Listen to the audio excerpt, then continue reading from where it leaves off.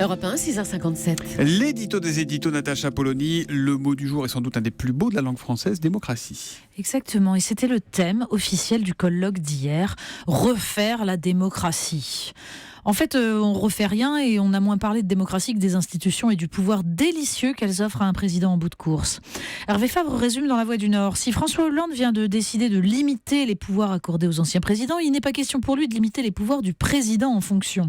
5 ans après son élection, le président normal a pris goût aux pouvoirs exceptionnels que lui confère une constitution taillée à la mesure du général de Gaulle.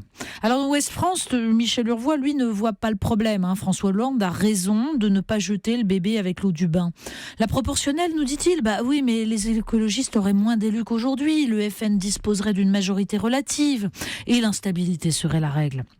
Le référendum, il est exceptionnel que l'on puisse répondre par oui ou par non à la complexité des grandes questions. Donc, on se contentera, en fait, de limiter le cumul des mandats dans le temps. Alors, c'est vrai que c'est de salubrité publique, quand on lit Bernard Maillard dans Le Républicain Lorrain, qui énumère le palmarès des politiques locaux.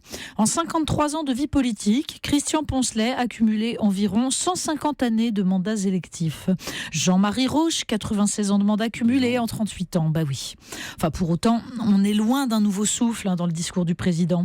Utilisant les institutions pour délivrer un satisfecit à son bilan, observe Bernard Stéphan dans La Montagne, le président de la République a fait vibrer un mot cher à la gauche, celui de démocratie. Oui, mais quand les institutions servent à maintenir un pouvoir délégitimé sous respiration artificielle à coups de fausse alternance, où est-elle la démocratie ? Raphaël Antoven qui nous écoute et qui est le roi des anagrammes nous fait savoir que de la démocratie, l'anagramme de la démocratie, c'est art de la comédie. C'est joli, À tout à l'heure pour la revue de presse à 8h30.